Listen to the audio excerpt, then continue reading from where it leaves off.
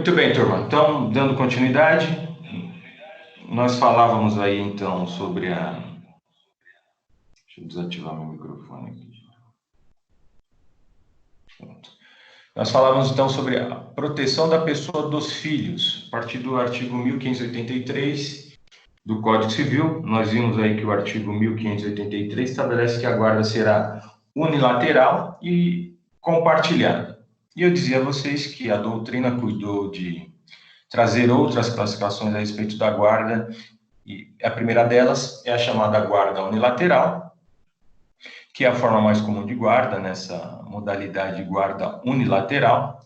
Uma pessoa tem a guarda enquanto a outra tem a seu favor a regulamentação de visitas. Então, a guarda vai ficar com uma das pessoas e o outro terá o direito de visitação.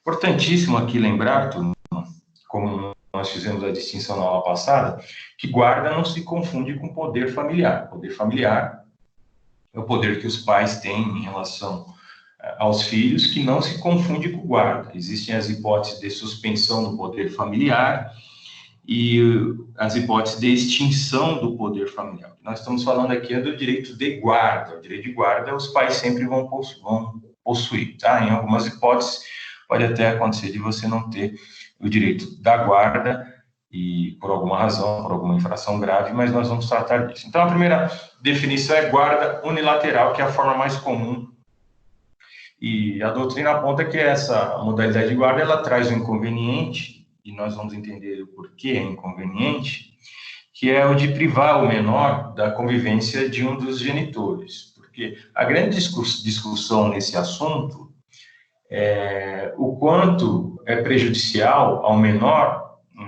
não só a separação dos pais, mas a convivência com os pais separados. Nós sabemos que é uma realidade a dissolução da sociedade conjugal, mas os efeitos, as consequências de uma separação para um menor podem ser drásticos. E quando se trata de guarda, de proteção da pessoa dos filhos, há um princípio fundamental, que nós vamos abordá-lo, que é o princípio do melhor interesse da criança e do adolescente. Ou seja, tudo deve ser feito visando sempre o melhor interesse da criança e do adolescente, não dos pais. É muito comum nesse assunto os pais discutirem, brigarem aí, fazendo valer os seus interesses próprios, e na verdade é o contrário. Quando se trata de guarda, o que deve estar em primeiro lugar é o interesse do menor, então o melhor interesse da criança e do adolescente, ou seja, o que é melhor para aquela criança e para aquele adolescente, não para os pais. Nós vamos ver isso na sequência. A segunda modalidade de guarda é a chamada guarda alternada. Vejam vocês que o legislador não falou isso lá no caput do artigo 1583, só falou em guarda unilateral ou em guarda alternada. Aqui que existe bastante confusão em relação à guarda compartilhada. Como é que funciona a guarda alternada? Na guarda alternada, o filho ele permanece um tempo com o pai e um tempo com a mãe, pernoitando certos dias da semana com o pai e outros com as mães. Então, realmente, a guarda alternada. O filho vai permanecer um período com o pai e um período com a mãe. Então, por exemplo, ele vai ficar de segunda a quarta-feira com o pai, de quinta a domingo com a mãe. A doutrina ela é bastante dura a esse respeito, no que diz respeito à crítica, dizendo que essa não é uma modalidade de guarda recomendável, porque pode trazer confusões psicológicas à criança. É muito comum aí se imaginar que a criança, isso vai ser o melhor para a criança, conviver um período com o pai, um período com a mãe, vai ter contato com os dois. É complicado, é muito complicado, porque os efeitos dessa modalidade de guarda, nós só vamos enfrentá-los quando aquela criança, adolescente, deixar de ser criança, adolescente, se tornar um adulto, né, uma pessoa maior. Quais são os efeitos de conviver em duas casas? É fato que algumas crianças entendem bem essa situação, costumam dizer, olha, eu tenho duas casas, isso é visto como um benefício, mas é preciso, e não há como negar, muita maturidade aí, muita evolução para que a criança possa entender que essa é a melhor forma de convivência. Imaginem vocês que a criança com o pai obedece determinadas regras, outras não são tão duras, são mais flexíveis, e com a mãe a coisa pode ser diferente, ou mais flexível, mais dura. Então, a cada momento é um tipo de orientação que a criança acaba sofrendo ali. A doutrina aponta que esse tipo de guarda é chamado de guarda ping-pong, porque é exatamente o que acontece. A criança vai e vem, né? Ela pinga na casa do pai, pinga na casa da mãe, então ela vai e vem. Ela permanece na casa de cada um dos genitores por períodos interruptos. No nosso exemplo, de segunda a quarta com o pai, de quinta a domingo com a mãe. Outros denominam esse tipo de guarda mochileiro. E a gente pode até imaginar a criança aí com a mochilinha, hoje você vai para a casa da sua mãe, hoje você vai para a casa do seu pai. Veja, isso não é guarda compartilhada, isso é guarda alternada. Então, vem aqui a primeira distinção aí, definição da doutrina. Essa modalidade de guarda é chamada de guarda alternada, de forma grosseira aí, a doutrina até para um tom didático, chama isso de guarda ping-pong, para poder ilustrar bem, a gente poder entender, né? Ou guarda mochileiro. O que a doutrina acrescenta como crítica é que a criança, nessa modalidade de guarda, ela perde o seu referencial porque recebe tratamentos diferentes na casa do pai e da mãe, e assim por diante. Ok? Então, essa é a segunda modalidade de guarda. A primeira guarda no lateral, a segunda guarda alternada. Terceira espécie de guarda é a chamada guarda compartilhada ou guarda conjunta. A guarda compartilhada, ela é também chamada de guarda conjunta. Nós vamos enfrentar aí na aula de hoje esse assunto e entender que a guarda compartilhada agora ela é a regra, diferentemente do que acontecia anteriormente. Anteriormente falava-se em guarda unilateral, eu ficava com o pai, eu ficava com a mãe, mas o legislador entendeu por bem, porque ele imaginou que essa é a melhor forma de se atender o melhor interesse do menor ou do adolescente, se estabelecer a guarda compartilhada. Então, a guarda compartilhada hoje ela é a regra. O que é a guarda compartilhada ou a guarda conjunta? A doutrina vai dizer que é a hipótese em que o pai e mãe dividem as suas atribuições relacionadas ao filho. Veja, olha, dividem as atribuições relacionadas ao filho que irá conviver com ambos, sendo essa a sua grande vantagem. Como forma de ilustrar, o filho tem apenas um lar. Então, realmente, ele tem apenas um lar, convivendo sempre que possível com seus pais, que estão sempre presentes na vida cotidiana do filho. Essa é a forma mais recomendável. Então, guarda alternada é uma coisa. Alternar significa que a criança vai alternar a sua residência, sua moradia, em períodos interruptos, parte na casa do pai e parte na casa da mãe. A guarda compartilhada, segundo a definição da doutrina, o filho ele vai ter apenas um lar. Agora, ele vai conviver sempre que possível com seus pais que estão sempre presentes na vida cotidiana do filho. Agora, claro que, como é que vamos imaginar um casamento que foi dissolvido, uma convivência harmônica? Infelizmente, nós sabemos aí que com a separação, essa harmonia acaba, né? O marido, o pai vai assumir um novo relacionamento, naturalmente, a mãe vai assumir um novo relacionamento também, naturalmente. Então, essa convivência realmente é bem delicada e bem difícil, né? Normalmente usa-se até os termos, vou entregar o filho porque o pai vem buscar, né? O filho parece uma coisa, deixa de ser pessoa e parece uma coisa. Eu vou retirar o filho no colégio. Então, é bem difícil. O que importa saber aqui é que guarda alternada significa que a criança vai alternar períodos de convivência na casa de um e na casa de outro, que diz respeito aos seus pais. E na guarda compartilhada, pela definição, a criança teria apenas um lar e vai conviver sempre que possível com seus pais que estão presentes na vida do cotidiano. Essa seria a forma mais recomendada. Nós vamos entender melhor isso quando começarmos a estudar aí os artigos.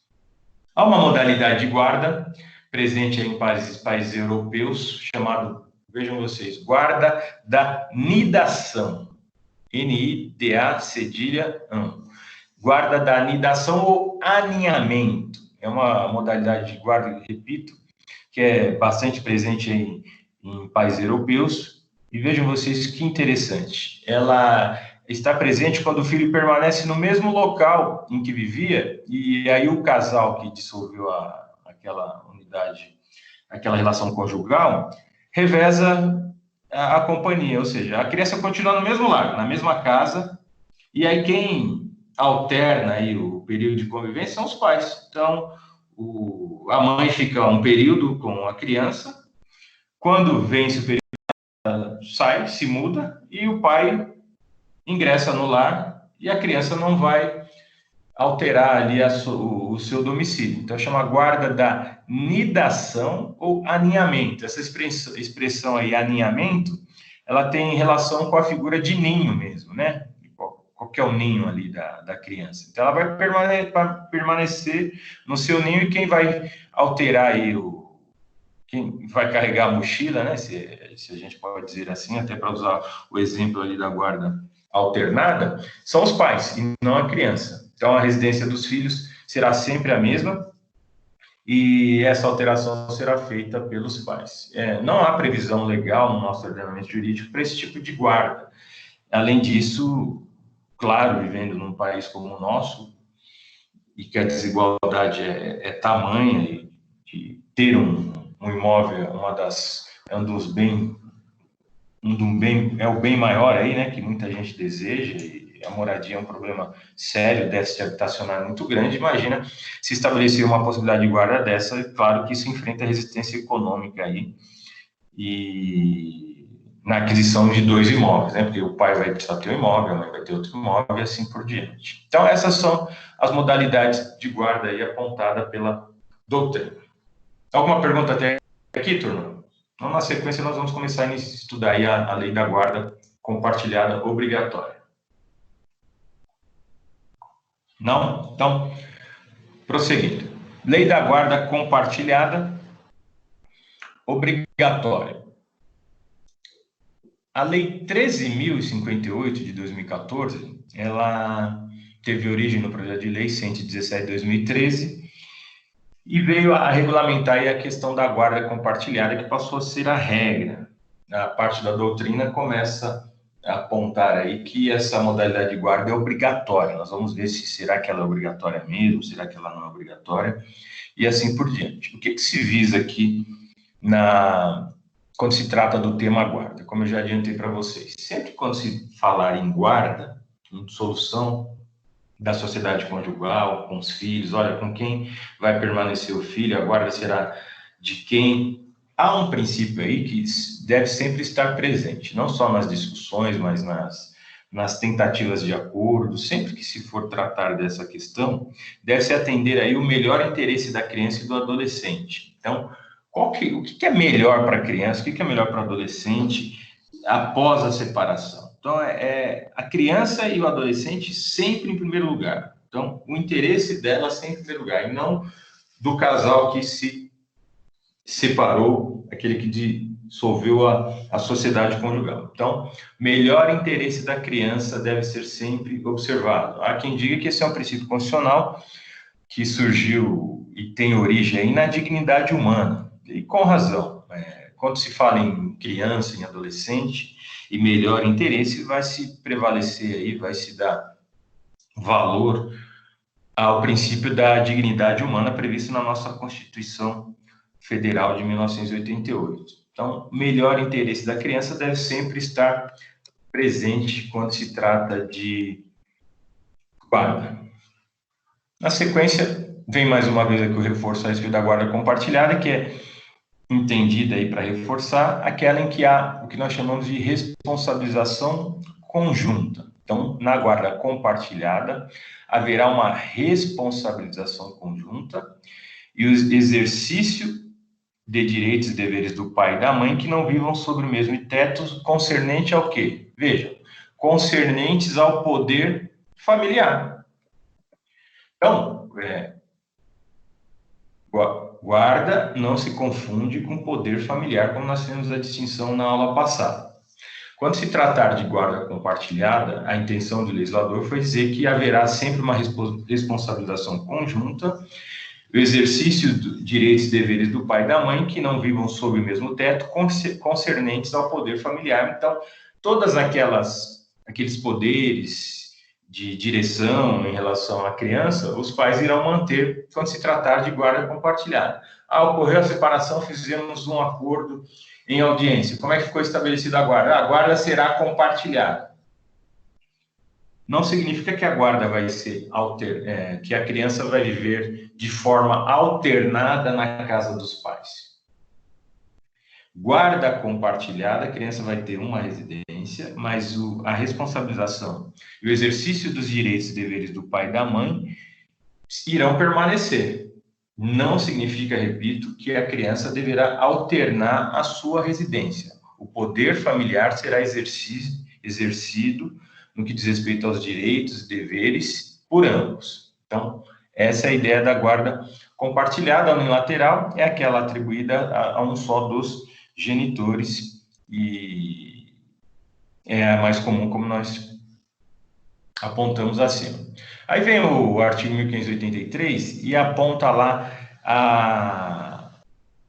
algumas regrinhas aí que no que diz respeito à guarda compartilhada. Então, artigo 1583, parágrafo 2º, ele diz o seguinte, que na guarda compartilhada, o tempo de convívio com os filhos deve ser dividido de forma equilibrada com a mãe e com o pai, sempre tendo em vista as condições fáticas e interesses dos filhos. Olha, interesses dos filhos. Aqui está presente o melhor interesse da criança e do adolescente. Então, sempre tendo em vista as condições fáticas e interesses dos filhos.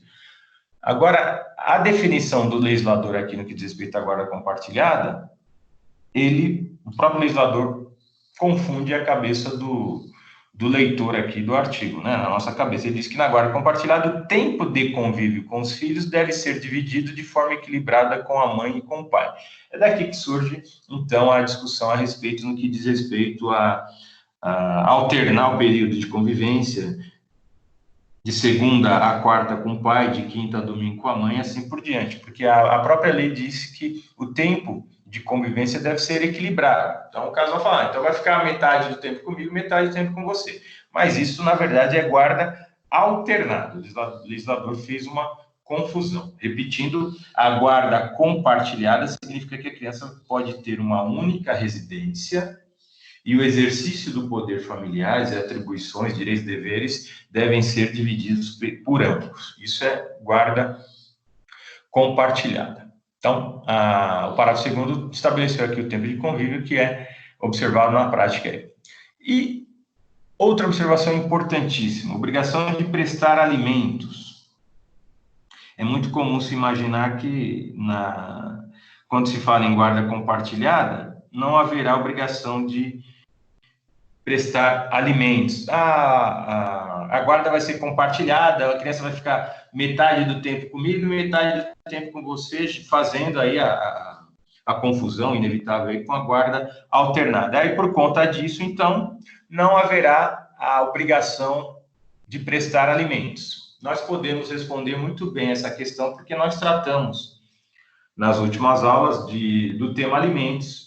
Vamos nos recordar aqui que há um binômio, um trinômio alimentar, que é necessidade, capacidade, proporcionalidade ou razoabilidade. Então, eu devo observar a necessidade daquele que pede alimentos, ao mesmo tempo devo observar a capacidade daquele que vai prestar alimentos e ser razoável no momento da sua fixação de forma proporcional. Então, eu devo observar aqui o binômio ou trinômio, de forma moderna, alimentar, que é necessidade, capacidade e proporcionalidade. Então, a regra é a seguinte, que nós devemos observar, que a guarda compartilhada ou alternada, aí, como ocorre na prática, ela não vai gerar por si só, pelo fato de existir, a extinção da obrigação alimentar em relação aos filhos. Basta lembrar que o que deve ser observado é o trinômio, necessidade, capacidade e proporcionalidade. Significa dizer que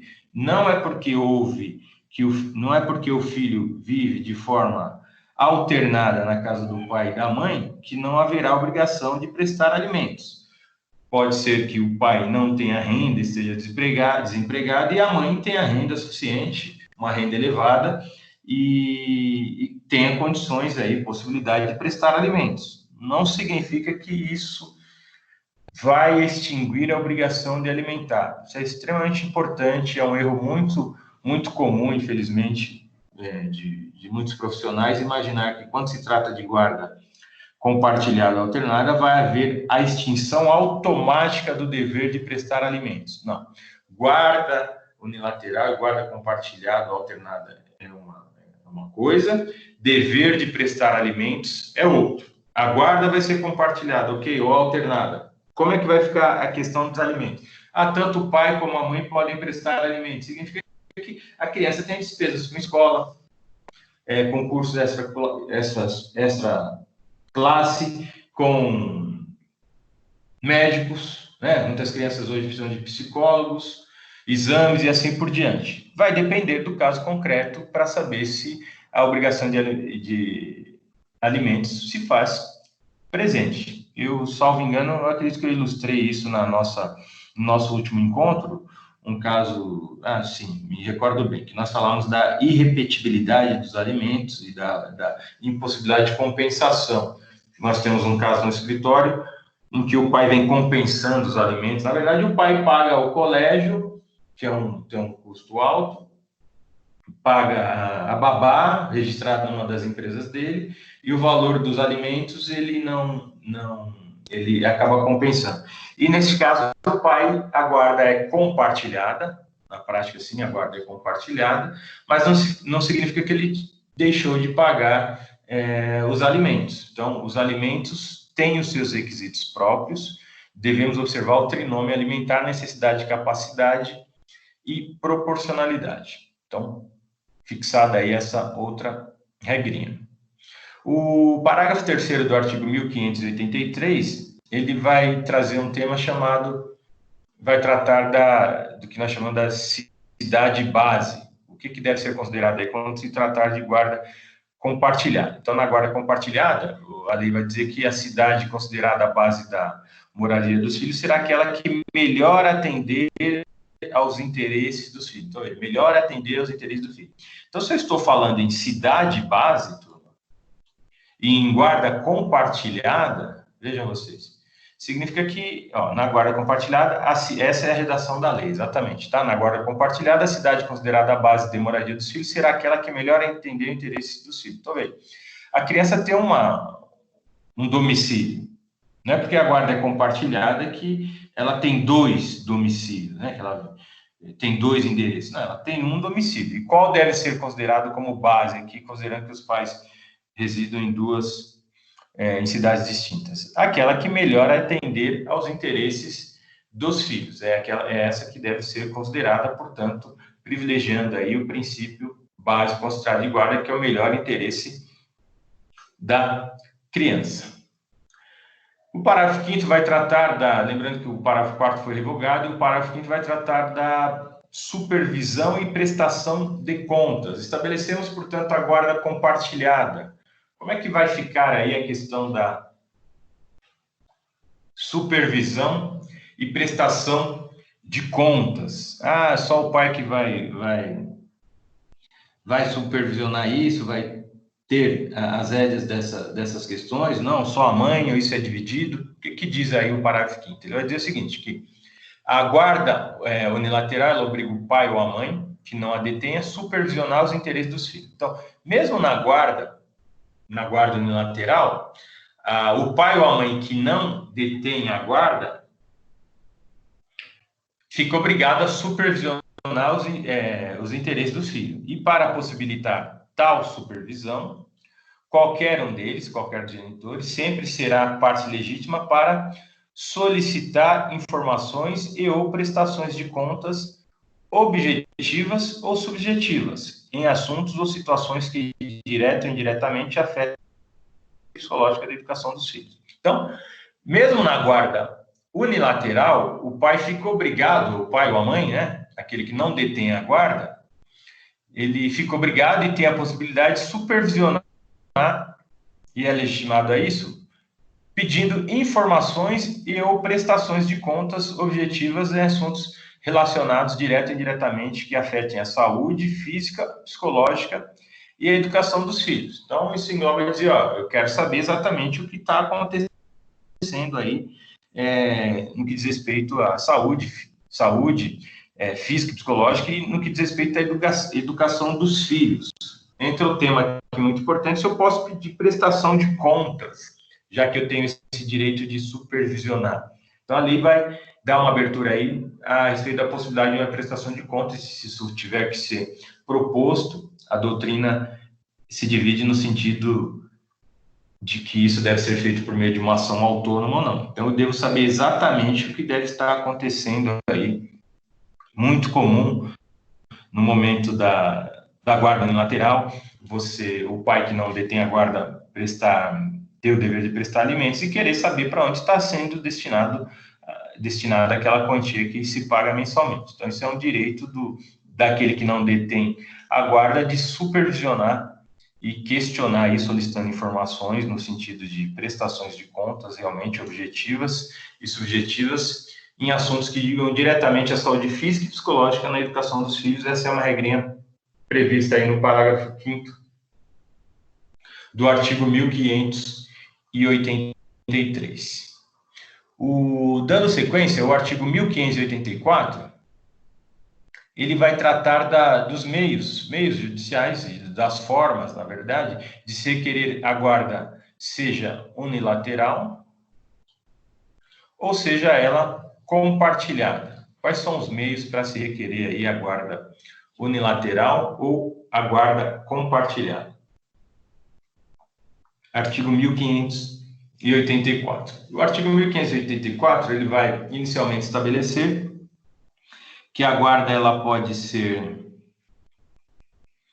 requerida por consenso, tanto pelo pai ou pela mãe, ou por qualquer deles, né? De que forma? Como é que eu vou requerer aí a guarda, seja unilateral ou compartilhada? Se houver consenso, tanto o pai ou a mãe pode requerer, por meio de uma ação autônoma.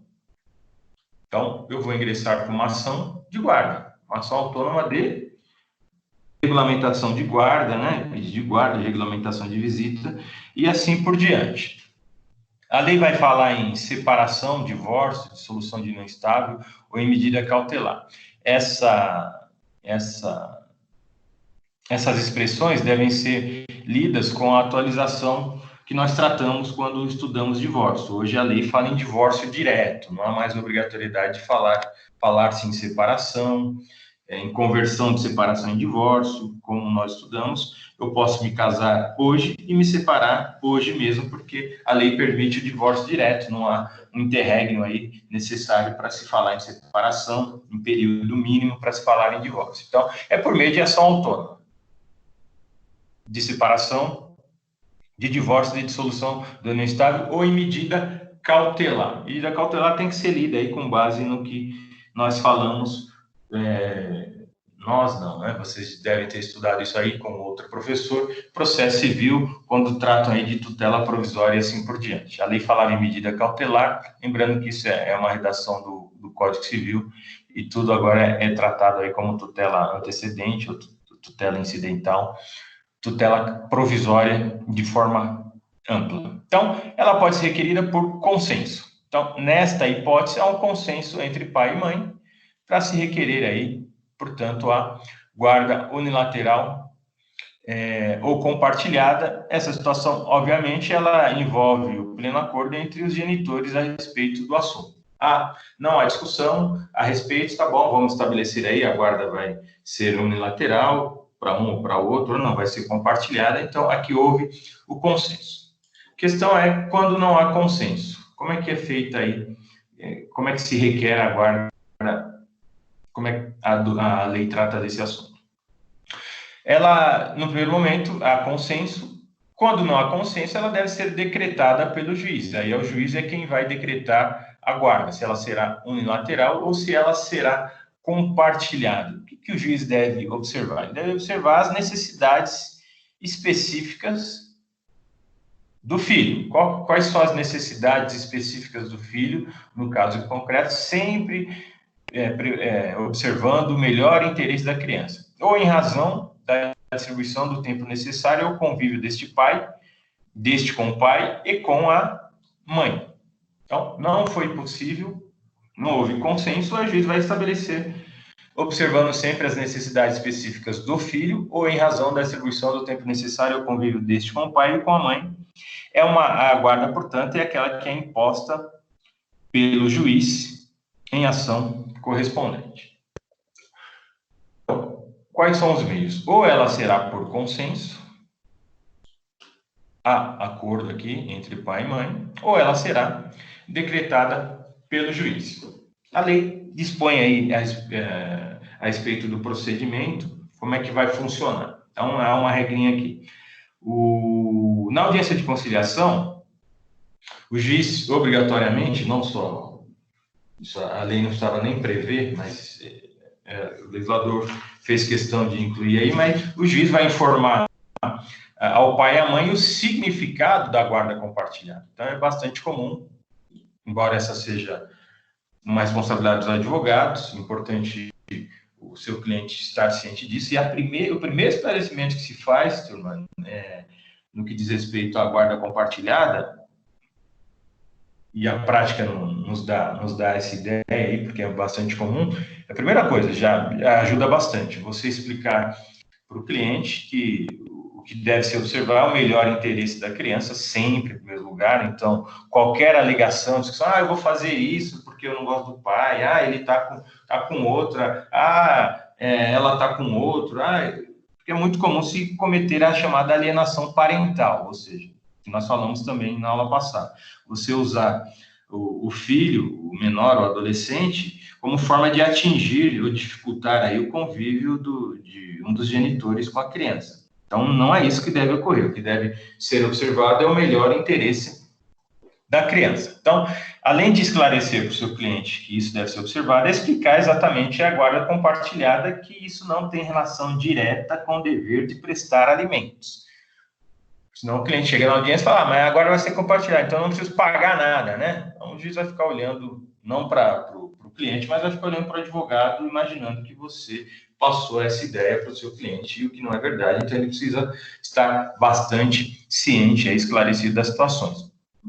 O fato é que a lei impõe que na audiência de conciliação o juiz vai explicar aos genitores o significado da guarda compartilhada, qual a sua importância e a sua semelhança no que diz respeito aos deveres e direitos atribuídos a cada um deles, e também as sanções pelo descumprimento de suas cláusulas. Significa que se houver o descumprimento de uma das cláusulas, isso pode ter sanção. Nós vamos ver também na sequência. Então, o juiz vai explicar o significado da guarda compartilhada, da guarda unilateral, também vai explicar quais são os direitos, quais são os deveres e quais são as sanções pelo seu descumprimento. Esse é o regramento aí que o legislador entendeu por bem tratar no que diz respeito no procedimento na audiência.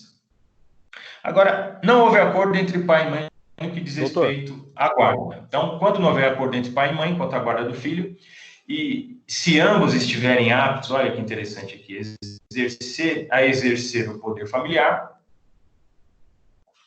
a lei é chamada de lei da guarda compartilhada obrigatória. Então, se não houver acordo entre pai e mãe no que diz respeito à guarda, a regra agora é que será aplicada a guarda compartilhada. Então, diferentemente do que ocorria anteriormente a essa reforma, a guarda compartilhada não era a regra. Passou, portanto, agora a ser regra. Então, não há acordo entre os pais, entre os genitores, no que diz respeito à guarda do filho. Será unilateral para um, para outro, será compartilhada.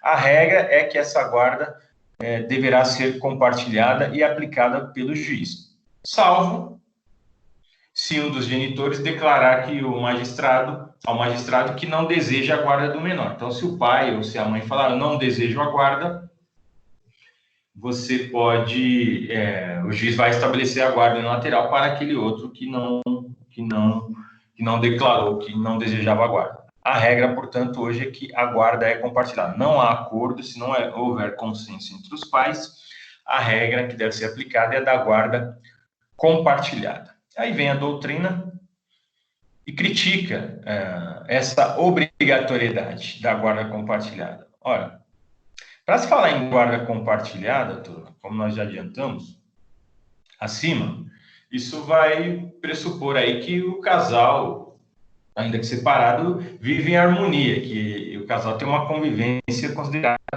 pacífica. Como é que eu vou estabelecer uma guarda compartilhada entre duas pessoas que brigam o tempo todo, tudo é motivo de discussão? Ah, você colocou a criança para dormir tal hora, ah, não é para assistir isso, ah, deixa ela na rua, ah, não sei o quê, ah, não tomou banho, ah, não trocou a meia, e as discussões são as mais variadas possíveis aí. Então, eu não gosto da sua companhia atual, eu não quero. A gente escuta cada argumento. Certa vez nós, no escritório lá em um dos casos, mais de uma vez, posso dizer, mas é que esse chamou bastante atenção. A mulher dizia, não, a guarda pode ser compartilhada, não há nenhum problema, mas eu gostaria que incluísse, e nós iríamos fazer um acordo. Fomos contratados para tratar da questão da guarda. A orientação foi para não ingressar como ação, e sim entabular um acordo. Falamos com a parte contrária, que era advogado, então o contato era direto com ele. E a mãe, que era a nossa cliente, queria que a criança não tivesse contato com a namorada do ex-marido. Como é que você vai estabelecer uma cláusula como essa, ou como é que alguém imagina que pode interferir na vida da pessoa de tal forma? Isso é comum, infelizmente isso é comum. Eu não quero, o filho é meu, ela não vai poder ter contato lá com a companheira dele. Não. Se estiver na companhia dele, ele vai conviver, é uma pessoa adulta, ciente aí das suas obrigações, vai conviver com quem desejar. O que não pode acontecer é trazer prejuízos sérios aí ao menor. Mas a convivência você não pode impedir. O período que não estiver comigo, paciência, não há o que fazer. Então, isso pressupõe harmonia e convivência pacífica entre os genitores. Então, como é que o legislador entendeu que a guarda compartilhada é obrigatória e é a regra? Então, ele entendeu, imaginou que existe a convivência harmônica e pacífica entre os genitores. Esse instituto, portanto, ele é criticado, essa regra aí imposta. E o que se diz é que eu devo verificar na prática se isso é o melhor realmente, a guarda compartilhada, e não, olha, não houve acordo, fixo a guarda compartilhada, que é o que normalmente os juízes têm feito. Então, a doutrina, portanto, aponta aí a necessidade de uma mediação e uma orientação psicológica para se definir qual que é a melhor modalidade de guarda a ser aplicada no caso concreto, e não partir diretamente para a guarda compartilhada. O fato é que isso acabou com muitas discussões quando vocês forem consultados aí na prática ou questionados a respeito da guarda, vocês vão dizer que a regra parte desse princípio. Não, eu quero ficar com a guarda, deve ser minha. Então, você vai ter que entrar com uma ação, discutir e provar a razão, o motivo pelo qual a guarda deve ser atribuída a um ou a outro. Então, essa discussão ficou mais difícil na prática quando não há consenso entre os pais e nenhum deles deseja abrir mão da guarda. A regra, portanto, é a guarda compartilhada.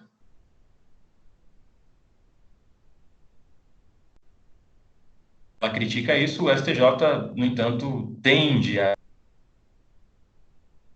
manter aí o entendimento legislador, o regulamento, no sentido de que é obrigatório, embora ele tenha decisões em sentido contrário, dizendo que essa obrigatoriedade deve ser analisada com ressalvas, porque se o caso concreto demonstrar que um dos genitores tem condições de exercer a guarda e isso for melhor para a criança ou para o adolescente, então ele deve estabelecer a guarda unilateral. A lei também estabelece que é possível ter orientação técnica profissional ou de uma equipe interdisciplinar. Para quê? Para estabelecer as atribuições do pai e da mãe e os períodos de convivência sobre guarda compartilhada. Então, o juiz vai poder se utilizar aqui de um técnico profissional ou da equipe interdisciplinar. Ele pode fazer isso de ofício, Então, o juiz pode se utilizar dessa orientação técnica profissional de ofício ou a requerimento do MP, do Ministério Público. Ele vai se basear, então, em orientação técnica profissional ou equipe interdisciplinar, que deverá visar aí o quê? A divisão equilibrada do tempo com o pai ou com a mãe. Veja, o legislador entendeu que na guarda compartilhada há uma divisão equilibrada do tempo. O que é equilíbrio aí nesse caso? Nós vamos partir sempre aí do meio, né? Do meio termo. Então, metade com um, metade com o outro. Agora, pode ser que uma equipe técnico profissional ou interdisciplinar estabeleça que é melhor você permitir aí um equilíbrio entre o pai e entre a mãe. Na prática, turma, acontece muito de se estabelecer a guarda alternar. Então, fica 15 dias com o pai, 15 dias com a mãe. 15 dias com o pai ou 15 dias com a mãe. Ou outros alternados, né? Metade com o pai, metade com a mãe. E aí a criança realmente fica para um lado ou para o outro, né?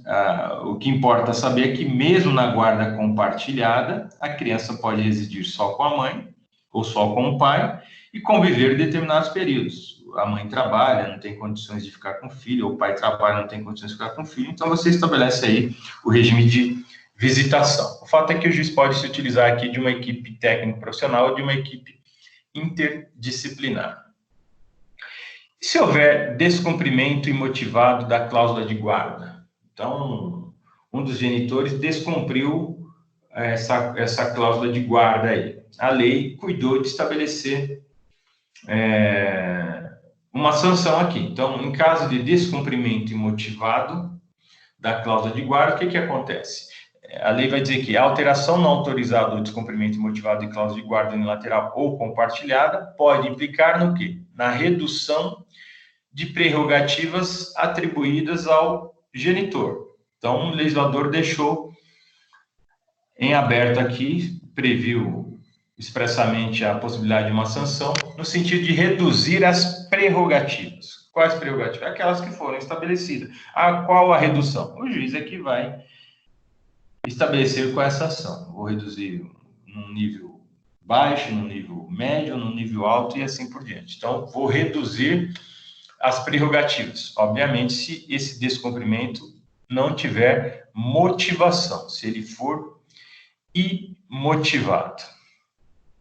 E aí vem o legislador com uma regrinha interessante, dizendo que se o juiz ele observar que o filho não deve permanecer sob a guarda do pai ou da mãe, claro, apoiado aqui numa orientação técnico profissional e de equipe disciplinar, ele pode deferir a guarda a outra pessoa. Então, a guarda pode ser atribuída tanto aos avós, tios, ou, vejam vocês, a um parente por afinidade. Então, se o juiz verificar que nem o pai nem a mãe têm condições de manter a guarda do filho, ele pode deferir a guarda a outra pessoa que revele compatibilidade com a natureza da medida requerida. E, de preferência, o grau de parentesco e as relações de afinidade ou afetividade. Então, nesta hipótese, a guarda, por exemplo, pode ser atribuída a um avô, a um tio, né? A avó, a tia, ou a algum parente por afinidade. Nós já estudamos lá grau de parentesco, ou ainda por afetividade, né? Então, afinidade ou afetividade. A guarda pode ser atribuída a uma outra pessoa. Nós tivemos um caso no escritório, já faz uns 10 anos, não tem a ver com a guarda atribuída a uma outra pessoa, mas só para ilustrar aí a nossa matéria. O casal tinha 3 filhos, eram 2 meninas e um menino, os 3 filhos menores. O casal resolveu se separar, vivia em união estável, então era uma ação declaratória de reconhecimento de união estável e regulamentação de guarda. A mãe pedia a separação e a guarda dos filhos. O pai chegou no escritório e falou, não, a guarda dos 3 filhos eu quero para mim. Eu falei, mas por quê? É incomum, né? Então o questionamento era natural. Falou, não, a mãe simplesmente não tem condições de cuidar do filho. A mãe, ele usou essa expressão, a mãe é da noite. Ela tinha um grupo musical, inclusive, então Eu trabalho, eu fico em casa e a mãe à noite ela sai para cuidar do grupo, para tocar, para se divertir, não só tocar, né? Tinha um grupo lá, tinha até um nome que eu não me recordo agora. Mas ela também sai para se divertir. Então ela e deixa as crianças em casa e quem cuida sou eu. Tá bom. Então nós fizemos a ação, alegamos, ele tinha provas, tinha fotos dela saindo aí para noite, deixando as crianças em casa. E a contragosto, inclusive eu me recordo que foi eu que conduzi esse caso, foi um caso bem marcante para mim, porque que toda questão de família é delicada. E era uma situação incomum, como eu disse, no sentido que o pai dizendo, alegando de certa forma, um certo abandono da mãe em relação aos filhos. E nós conseguimos a guarda das 3 crianças e dos 3 menores para o pai, uma situação bastante comum. E a mãe é que, neste caso, a guarda unilateral foi atribuída a ele, ela perdeu a guarda e ela ficou com a obrigação de pagar a pensão mensal. Isso durou um bom tempo, aliás, dos 3 filhos, 2 são maiores já, só uma é menor, Ana Clara, mas é uma situação bastante delicada que a guarda foi atribuída ao pai porque a mãe não tinha condições, realmente ficou caracterizado que ela não tinha condições de manter a guarda dos filhos, relapso e assim por diante.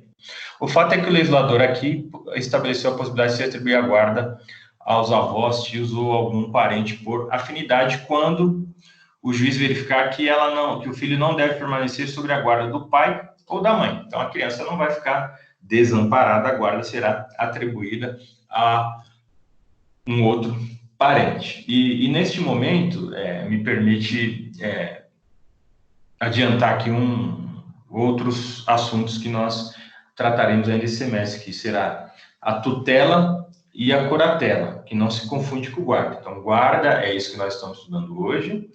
Nós também estudaremos tutela e curatela. Então, o que é tutor, o que é curador, quando é que existe a tutela e quando é que existe curatela. Uma primeira palavra, é uma palavra inicial, para ajudá-los nessa distinção. Quando eu falar em tutor, eu estou falando de menores. Então, é tutor de menores e curador de incapaz. Então, a pessoa incapaz, que capacidade? Capacidade, aquela que nós estudamos no primeiro semestre. Capacidade para realizar por si só os atos da vida civil. Então, tutor de menores e curador de incapaz, com as ressalvas lá do artigo 3º e 4º do Código Civil, que não se confundem, tutela e curatela não se confundem com guarda. O que nós estamos falando aqui é que a guarda pode ser atribuída ao pai ou à mãe. Então, tutela, por exemplo, a criança é órfã, então ela precisa de um tutor. Então, eu vou atribuir a tutela a alguém. Eu não vou falar em guarda a outra pessoa, porque a criança é órfã, não tem pai nem mãe. Então, nós vamos falar em tutela, não vamos falar em guarda. Guarda é isso que nós estamos estudando aqui na aula de hoje. Muito bem. Prosseguindo.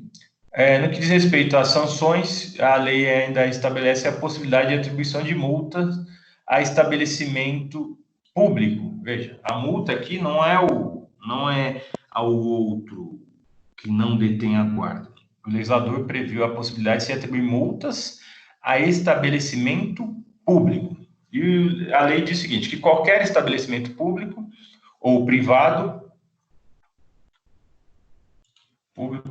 aqui, vamos acrescentar aqui para ficar completo. Público ou privado, é obrigatório prestar informações a qualquer dos genitores sobre os filhos destes. A qualquer dos genitores sobre os filhos dele, sob pena de multa de R$200 a R$500 por dia pelo não atendimento da solicitação. O que significa isso? Significa que tanto o pai quanto a mãe pode ir lá na escola do filho e falar, eu quero saber como é que está o rendimento do meu filho, como é que está o rendimento da minha filha, né? Eu sou pai, eu tenho o direito de saber, e se houver negativa no sentido de prestar essas informações, o legislador estabeleceu uma multa aí que vai variar de R$200 a R$500 se não for atendida essa solicitação. A crítica que se faz aqui é no que diz respeito ao valor que o legislador fixou aqui em reais, né, R$200 a R$500. por quanto tempo vai vigorar esse dispositivo. O legislador não pode ficar todo instante fazendo alterações. Então, pode ocorrer aí uma defasagem no que diz respeito a esse valor. Então, seria muito mais interessante que o legislador tivesse fixado, por exemplo, em salário mínimo. Ainda que não fosse um salário mínimo, mas falasse meio salário mínimo, um terço do salário mínimo. O salário mínimo é alterado anualmente, automaticamente esse dispositivo, esses valores seriam corrigidos à medida que o salário mínimo fosse corrigido anualmente. Da forma como está, os valores estão engessados, nem sei como é que isso passou aí em valores em reais, não foi de boa técnica, a doutrina tem total razão em criticar esse dispositivo no que diz respeito à fixação do valor. O fato é que é possível se atribuir multas ao estabelecimento público ou privado que se negarem a prestar informações aos filhos. Outra regrinha, a possibilidade, como eu adiantei lá em cima, com base no Código Civil, no Código de Processo Civil, que é de 2015, que entrou em vigor em 2016, a possibilidade de utilização de tutela provisória com base nos artigos 300 a 311 do CPC. A lei fala em sede de medida cautelar, separação de corpos, ou em sede de medida cautelar de guarda, ou em outra sede de fixação liminar de guarda, a decisão da guarda do filho, mesmo que provisória, e aqui significa que eu vou pedir a guarda provisoriamente, será proferida preferencialmente após a oitiva de ambas as partes perante o juiz, salvo se a proteção dos interesses dos filhos exigir a concessão da liminar sem a oitiva da parte contrária, aplicando-se as disposições do artigo 1584, que trata lá do pátrio poder, né? Vejam,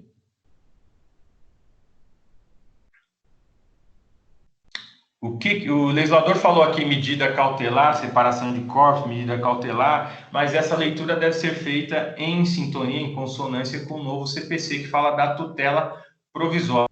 Eu não falo mais em medida cautelar, separação de medida cautelar de guarda, assim, eu falo em tutela provisória, tecnicamente, com base nos artigos lá 300 a 311 do Código de Processo Civil. O legislador, portanto, previu aí expressamente a possibilidade de medidas cautelares, medidas provisórias, tutela provisória para se requerer a guarda unilateralmente, que será deferida de forma preferencialmente, após se ouvir as partes. Então, você ingressa lá com uma ação pedindo guarda e fala, não, opa, vamos marcar uma audiência, eu quero ouvir a outra parte para decidir melhor. Claro que o juiz pode, diante da situação esposada aí, narrada na petição inicial, pelo advogado, decidir já de imediato pela guarda. Porque, turma, a regra é a guarda compartilhada. Então, é muito comum nesse pedido de guarda, o juiz fala, não, a lei diz que a guarda é compartilhada, eu manter a guarda compartilhada, só vou alterar depois de ouvir outra parte ou depois da instrução regular no nosso processo. Pelo fato do legislador ter optado pela guarda compartilhada, o juiz ficou mais tranquilo no sentido, não vou deferir, você que me prove aqui, depois de ouvir a parte contrária, que a guarda deve ser atribuída a um de vocês, a você que está requerendo no caso. A legislação prosseguindo trata da regulamentação da guarda diversa em caso de motivos graves. A lei vai dizer que, havendo motivos graves, o juiz poderá, em qualquer caso, a bem dos filhos, melhor interesse do menor previsto aqui mais uma vez, a bem dos filhos, é isso que deve ser observado sempre. Regular de maneira diferente da estabelecida nos artigos antecedentes a situação deles para com os pais. Então, se houver motivo grave, o que é motivo grave? O caso concreto é que vai nos apontar lá qual que é esse motivo grave. O juiz, a lei vai entender que o juiz vai poder estabelecer um regramento diverso desse indicado pela legislação que nós estudamos até o momento. Se isso for melhor para os filhos. Então, ele pode regular de maneira diversa, de maneira diferente da que foi estabelecida nos artigos antecedentes, a situação deles para com os pais. Então, o juiz não está obrigado a seguir exatamente o que foi desenhado pelo legislador. Se houver motivo grave, o juiz poderá estabelecer uma forma diferenciada aí no que diz respeito a essa guarda. Se houver invalidade do casamento, que nós estudamos também, invalidade do casamento, e vem lá da invalidade do negócio jurídico, teoria da que é invalidade do negócio jurídico, nós estudamos. Casamento, nós vimos que pode ser um contrato ou um negócio jurídico, né? Tem a diferença lá que nós apontamos no que diz respeito ao seu conteúdo, à sua forma, aos seus efeitos, mas o fato é que invalidade do negócio jurídico, quando se fala em invalidade, se fala em nulidade, anulabilidade e inexistência. Tema lá do segundo semestre. Invalidade do negócio jurídico significa que nós vamos tratar do que é causa de anulação, do que é causa de nulidade e do que é causa de inexistência do negócio jurídico. A mesma coisa acontece aqui com casamento, como nós vimos, né? Não podem casar. Significa que se alguém casar, naquela hipótese, o casamento será nulo. Nós temos outras hipóteses de casamento anulado e temos hipóteses também de casamento inexistente. Lembrar da existência, imagine que alguém simplesmente não manifestou a sua vontade, né? Quais são os planos de análise do negócio jurídico? Existência, validade e eficácia. No plano da existência, eu tenho agente, objeto, forma e vontade. Mais uma vez, plano da existência, eu tenho agente, objeto, forma e vontade. Então, se eu não tenho vontade, significa que sequer eu preenchi o requisito da existência. Então, posso falar em casamento inexistente. A pessoa estava dopada, por exemplo, não manifestava a sua vontade. Então, aquele casamento pode ser considerado inexistente. A lei vai dizer que, em caso de invalidade do casamento, a lei só fala isso, vocês sabem que invalidade do casamento pode ser por inexistência, por nulidade ou por anulabilidade. Então, em caso de invalidade do casamento, havendo filhos comuns, observar-se-á o disposto nos artigos 1584 a 1586, que são esses artigos aqui que nós estudamos até o momento. Significa que o casal tem filhos, mas o casamento foi invalidado, seja por qualquer razão, seja ela de inexistência, de nulidade ou anulabilidade. Como é que fica a guarda dos filhos? Há alguma alteração no que diz respeito à guarda dos filhos? O legislador disse que não. Mesmo no caso de invalidade, a guarda dos filhos deverá observar esse regramento previsto nos artigos 1584 a 1586. Prosseguindo. Pai ou a mãe separaram, houve a dissolução da sociedade conjugal e contraíram novas núpcias, se casaram novamente. A alteração da guarda aí, será que isso se altera? A lei vai dizer que se o pai ou a mãe que contraem novas núpcias não, né? Veja, não perde. Então, ainda que eu contraia novas núpcias, eu não vou perder o quê? O direito de ter consigo os filhos. Eu só vou perder esse direito, turma, por ordem judicial. Só poderão ser retirados por mandado judicial, provado que não são tratados de forma conveniente. Então, não é porque eu contraí novas núpcias, né? Tanto o pai quanto a mãe contraíram novas núpcias, não é por isso que eu vou perder o direito de ter consigo os filhos. Isso não se altera. Ah, casou lá com aquela bruxa, casou com aquele sapo lá, né? Não era príncipe, é sapo. E não vou perder o direito aqui, vou continuar com o direito de ter consigo os filhos. Isso só pode ser excluído por meio de mandado judicial. Perfeito? Há uma última não, né? Há uma outra disposição no que diz respeito à regulamentação de visitas e fiscalização da manutenção e educação do menor. A lei vai dizer que o pai ou a mãe em cuja guarda não estejam os filhos poderá visitá-los e tê-los em sua companhia, segundo o que acordar com outro cônjuge. Então, eu vou acordar. Como é que vai ser a visita? Como é que vai ser regulamentado? Vamos acordar dessa maneira?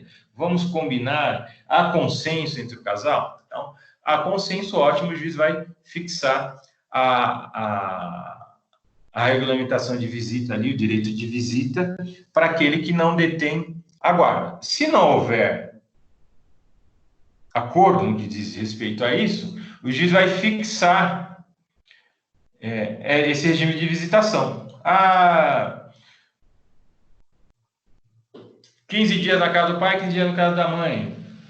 Aniversário em anos ímpares com o pai, aniversário em anos pares com a mãe, um Natal com o pai e um Natal com a mãe, Ano Novo e assim por diante. Dia dos pais, dias da mãe. E o juiz tem uma regrinha lá, os advogados também têm, a gente tem um regramento que costuma atender bastante aí, deixar todos satisfeitos. Um regramento bastante igualitário aí, que deixa tanto o pai quanto a mãe satisfeitos aí no que diz respeito a regime de fiscalização, tá? E além de ter o direito de visitação, então, regulamentação do direito de visita, eu tenho o direito de fiscalizar a sua manutenção e educação. Então, não é porque eu não tenho a guarda que eu não tenho esse direito de fiscalizar a manutenção da criança, do adolescente e a sua educação. Ok?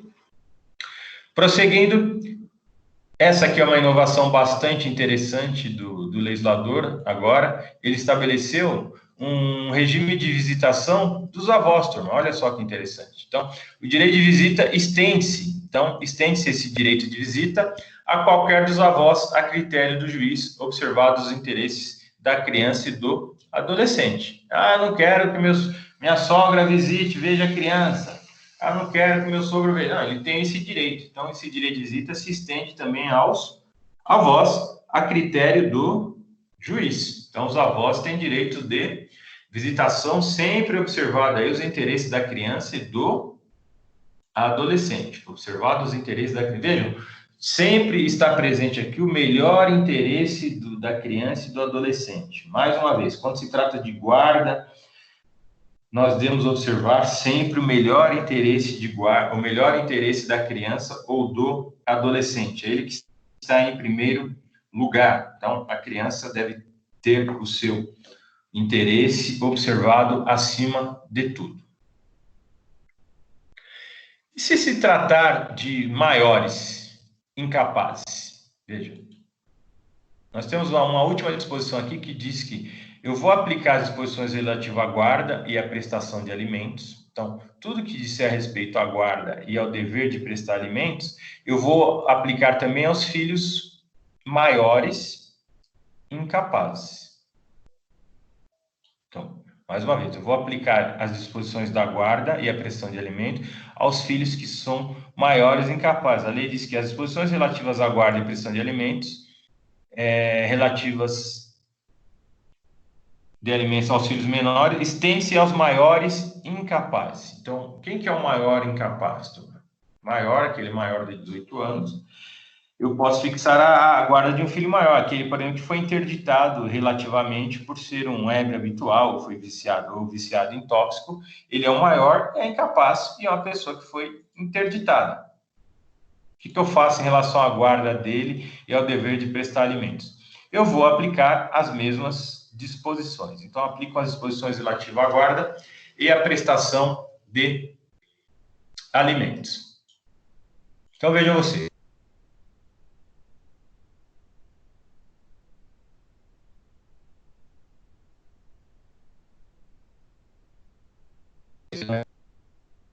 Guarda. Lembrando que ela pode ser unilateral, pode ser alternada, pode ser compartilhada e assim por diante. Eu vou abrir agora o questionamento de vocês. Vocês têm alguma pergunta, algum questionamento a ser feito no que diz respeito à guarda? Eu estou à disposição. Bom dia, doutor. Tudo bom? Bom dia. Tudo bem, você? Tudo jóia. Primeiro, uma observação aí, no que diz respeito ao parágrafo 6º, aí, a questão da multa, o senhor até colocou bem a questão do salário mínimo. Eu fiz uma pesquisa aqui, o salário mínimo no ano de 2002, quando foi lançado o código, era de R$200. Ou seja, a multa é justamente de 1 a 2,5 salário mínimo na prática, naquela época. Então, realmente está bem defasada para 1/5 de hoje, né? E colocado isso, eu queria lhe fazer um questionamento. No parágrafo 1º aí, do 1584, a audiência de conciliação, ela acontece mesmo havendo o consenso do inciso primeiro? Quer dizer, mesmo que o casal tenha o consenso da guarda compartilhada, ainda vai ter a audiência de conciliação? E emendo com uma segunda pergunta.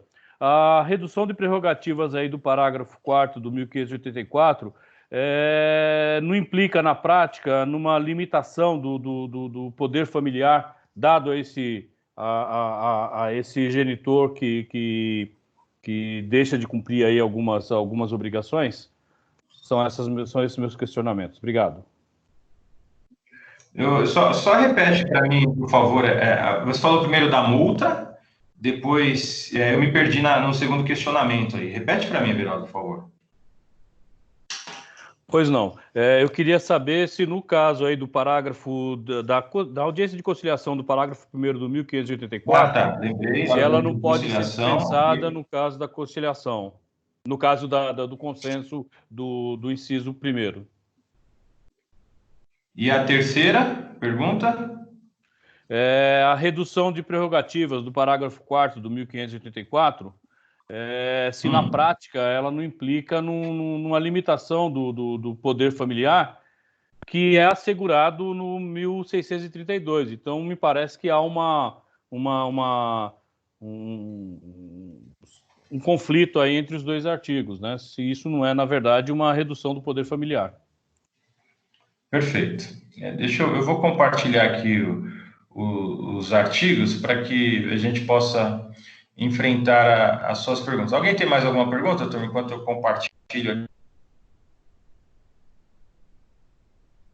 Não estou conseguindo ouvir nada.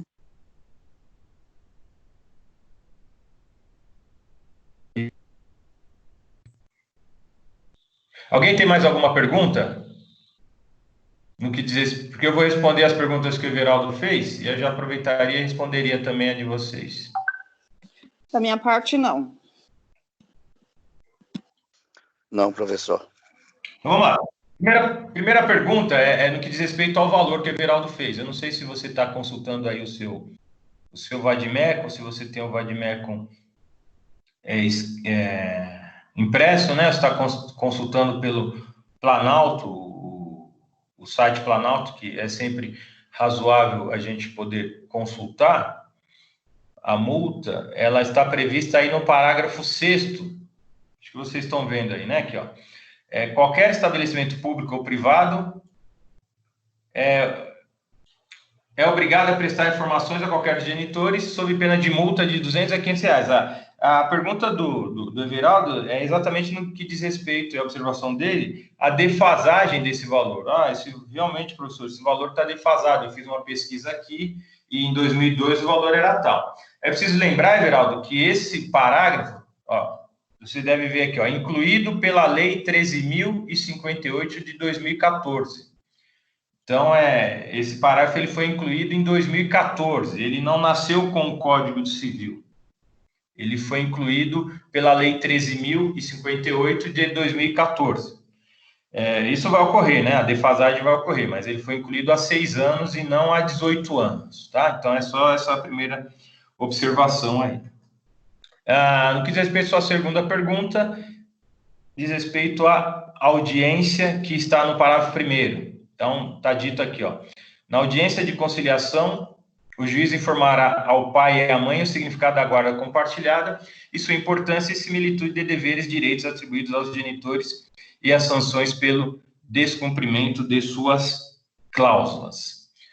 A sua pergunta é se o juiz pode dispensar a realização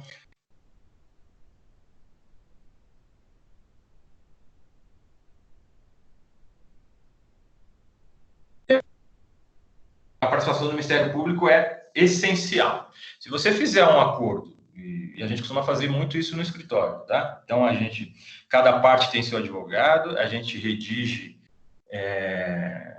os termos do acordo, faz lá, não faz em papel timbrado nem de um escritório, nem de outro, deixa um papel em branco, lembrando aquelas regras da interpretação do negócio jurídico. A interpretação sempre será em desfavor daquele que redigiu o documento. Então, se você redige no documento em branco, significa que você não sabe quem foi quem redigiu. É um indício, né? Claro que uma troca de e-mails ajuda nessa comprovação. Mas eu faço lá, eu redijo o documento e estabeleço que a guarda será compartilhada e assim por diante, vai para o MP. Não obrigatoriamente o juiz precisa marcar audiência de conciliação. Ele manda ouvir o MP e depois homologa isso. Então, não necessariamente ele precisa marcar essa audiência de conciliação. Ele pode, vistas ao MP, o MP se manifesta dizendo que concorda com os termos da separação, ou, desculpa, com os termos da ação, que diz respeito à regulamentação de guarda, se a ação tratar exclusivamente disso, e ele homologa, tá? Então, essa audiência aqui, ela não é obrigatória. Parágrafo 4º, alteração, diz respeito à alteração não autorizada ou descumprimento imotivado de cláusula de guarda unilateral ou compartilhada poderá implicar a redução das prerrogativas atribuídas ao menor. Se eu me recordo bem, a sua pergunta dizia se isso não era uma ingerência aí no que diz respeito ao poder familiar. Então, eu vou responder com base nessa premissa. Ou seja, se essa alteração aí, se essa redução das prerrogativas, se ela afronta de alguma forma. Ela vai atingir diretamente, mas com uma razão, né?